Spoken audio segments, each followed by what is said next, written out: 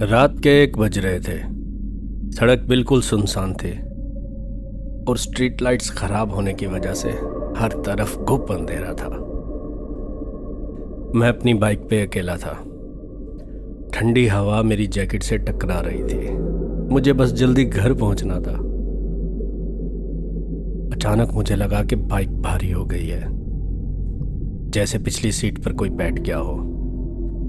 मैंने सोचा शायद हवा का दबाव है, इसलिए मैंने रेस और बढ़ा दी, लेकिन वजन बढ़ता ही गया।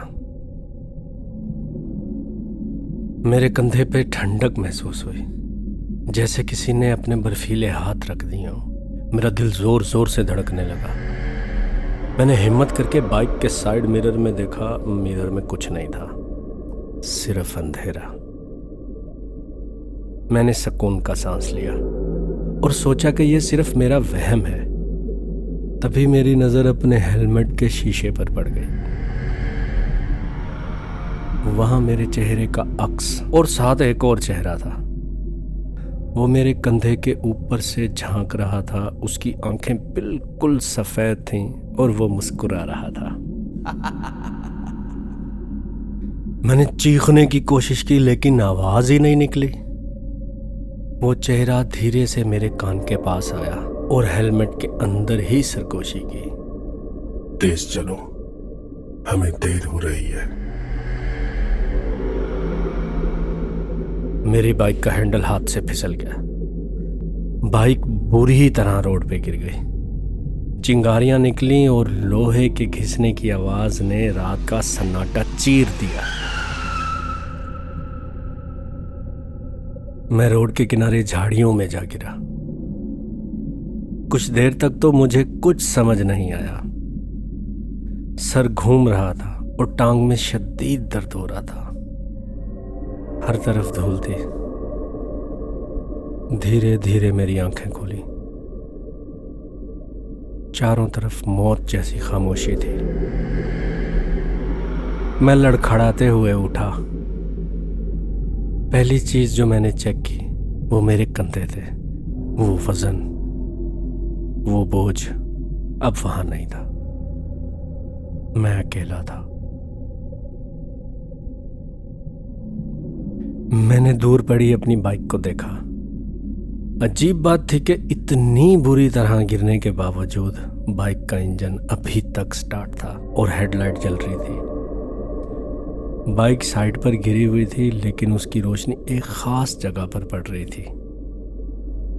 जब मेरी नजर हेडलाइट की रोशनी की तरफ गई तो मेरे रोंगटे खड़े हो गए। बाइक का रुख सड़क की तरफ नहीं था।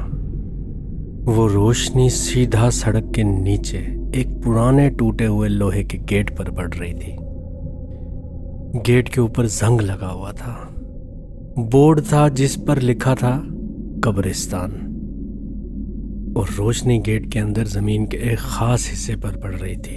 एक ताजा खुदी हुई कब्र। मेरा गला खुश्क हो गया। मैं वहां से भागना चाहता था, मगर मेरे पांव जमीन के साथ जैसे जम गए थे। मेरे हाथ में मेरा हेलमेट अभी भी था। तभी मुझे हेलमेट के अंदर कुछ हरकत महसूस हुई। मैंने डरते डरते हेलमेट के टूटे हुए शीशे में देखा। उस शीशे में मेरा अपना चेहरा नहीं था। वही सफेद खौफनाक चेहरा था। वो अब मुस्कुरा नहीं रहा था, वो गुस्से में था।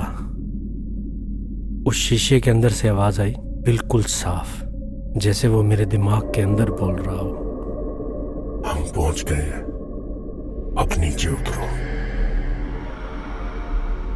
और इससे पहले कि मैं कुछ कर पाता, मुझे किसी अंधेरी ताकत ने उस खुदी हुई कब्र की तरफ घसीटना शुरू कर दिया। मुझे जमीन पर घसीटे जा रहा था। मेरे नाखून मिट्टी में धंस गए थे। मैंने पूरी जान लगाकर खुद को रोकने की कोशिश की, लेकिन वो ताकत मुझसे कहीं ज्यादा ताकतवर थी। मैं मरना नहीं चाहता था। मैं दिल ही दिल में चीखा। अचानक घसीटने वाली ताकत रुक गई। मैं कब्र के बिल्कुल किनारे पर था। मैंने हाँफते हुए पीछे मुड़कर देखा उस सड़क की तरफ जहां मेरा एक्सीडेंट हुआ था। वहां बाइक अभी भी गिरी हुई थी और हेडलाइट्स की रोशनी अभी भी आ रही थी। लेकिन उस रोशनी में मैंने कुछ ऐसा देखा जिसने मेरी रूह निकाल दी। बाइक से कुछ फासले पर सड़क के बीचों बीच खून में लथपथ एक लाश पड़ी थी। उस लाश का सर बुरी तरह कुचला हुआ था। उसने वही जैकेट पहनी थी जो मैंने पहनी थी। उसके पाँव में वही जूते थे जो मेरे थे। मेरा दिमाग सुन्न हो गया। मैंने अपने हाथों को देखा, वो धुंधले हो रहे थे।